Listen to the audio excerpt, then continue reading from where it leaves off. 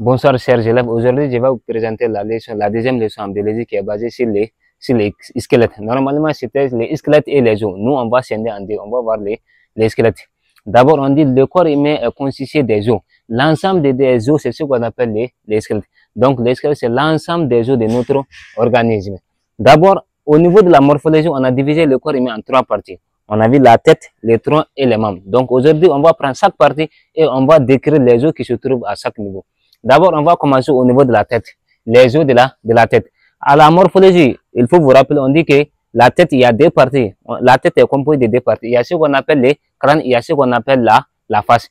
Maintenant, nous, on va voir les os du crâne et les os de la face. En un, les os du crâne. Les os du crâne. Les os du crâne. On dit les os du crâne. Au niveau du crâne, le crâne est composé de 8 os. Les 8 os. Maintenant, ces 8 os sont liés par des lignes ou sutures. Les os sont liés, les os du crâne sont liés entre eux par des lignes. Ces lignes, c'est ce qu'on appelle les sutures. Donc, on va voir les différentes os qui se trouvent, les 8 os qui se trouvent au niveau du crâne. D'abord, on va commencer en avant, ici. C'est ce qu'on appelle en avant, on a en avant, il y a ce qu'on appelle le frontal, ça veut dire au niveau du front, ici, c'est ce qu'on appelle le frontal. En avant, les frontal. Le frontal, ça veut dire au niveau du front. Encore, on a en arrière. C'est ce côté. En arrière, on a l'hospital.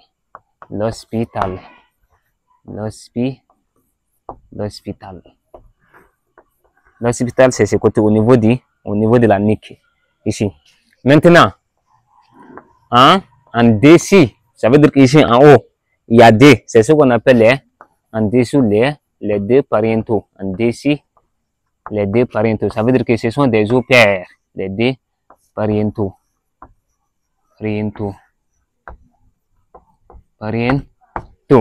Maintenant, on a sur les côtés, ici, c'est ce qu'on appelle les temporaux. Donc, c'est ce qu'on appelle les deux temporaux. Les côtés.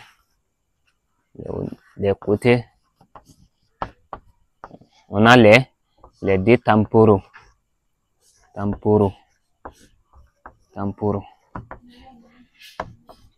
Maintenant, en dessous, on ne peut pas les démontrer. Ça veut dire qu'en dessous, en bas, quoi.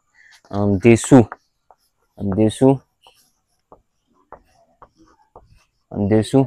il y a ce qu'on appelle les sphénoïdes. Et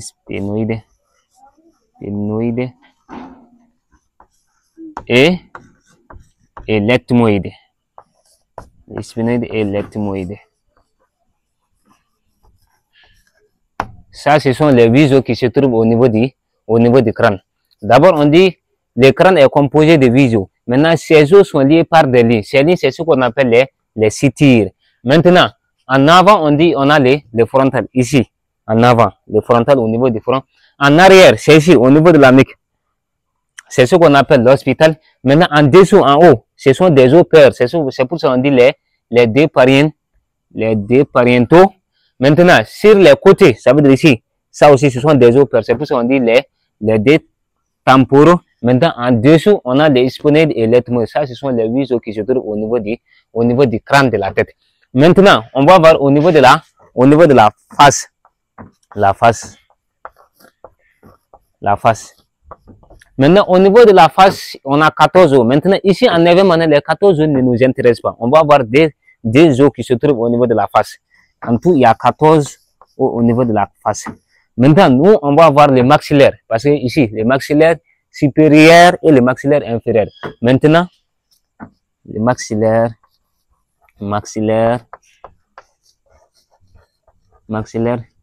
supérieurs et inférieurs. Maxillaire supérieur et inférieur. Maintenant, les 14 os, parmi les 14 os qui se trouvent au niveau de la face, sauf les maxillaires inférieurs qui fait des mouvements. On peut ouvrir la bouche, on peut refermer aussi la bouche. Ça veut dire que c'est ça qui fait des mouvements. Sinon, tous les os du crâne, on peut dire même tous les os de la tête, ce sont des os immobiles qui ne font pas de mouvements, sauf les maxillaires inférieure. C'est bon? Oui. Les squelettes du tronc. Donc, les squelettes du tronc, on vous a dit au niveau de la morphologie aussi, le tronc est divisé en deux parties. Il y a ce qu'on appelle le thorax, il y a ce qu'on appelle l'abdomen. D'abord, le squelette du tronc est composé des vertèbres et des côtes. D'abord, on va voir les vertèbres. Les vertèbres. Les vertèbres. Maintenant, la colonne vertébrale, les os de la colonne vertébrale, c'est ce qu'on appelle les vertèbres. Il est divisé en régions. Il y a ce qu'on appelle la région cervicale. La région cervicale. La région cervicale. La région cervicale. La région cervicale, lui, il est composé de 7 vertèbres. La région cervicale, c'est au niveau du cou. Le cou. Il est composé de 7 vertèbres.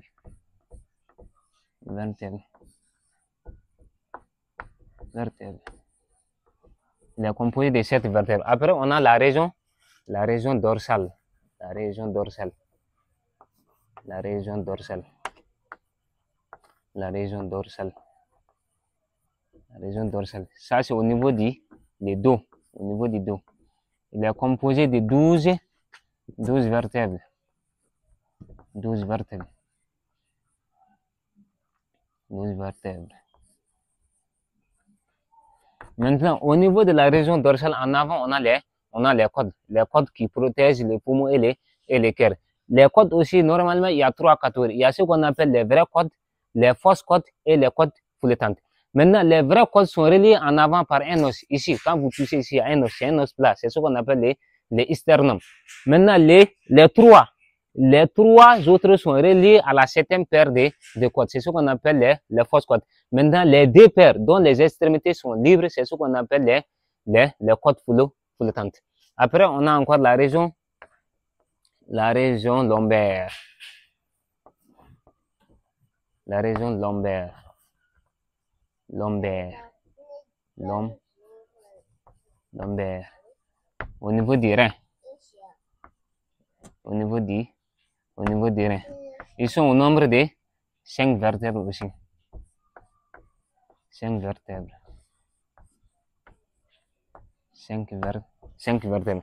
Après, on a la région au niveau du bassin. Au niveau du bassin, il y a ce qu'on appelle les sacrums.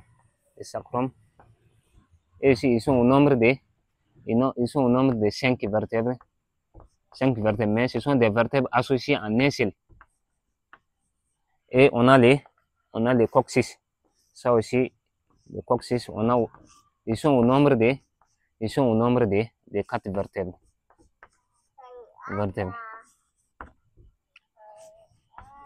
Ils sont au nombre de 4 vertèbres. Donc, les vertèbres, ils sont au nombre de 30, ils sont au nombre de 33. Et les 33 sont divisés en régions. Il y a la région cervicale, la région dorsale, la région lombaire et la région au niveau du bassin. Donc, c'est ce qu'on appelle la ceinture pelvienne.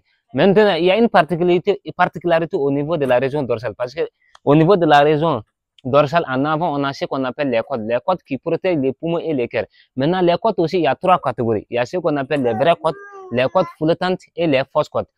Les 7 paires de côtes sont reliées en c'est ce qu'on appelle les sternums. Maintenant, les 3 paires sont reliées par la 7e paire de côtes. Et les 2 paires ce sont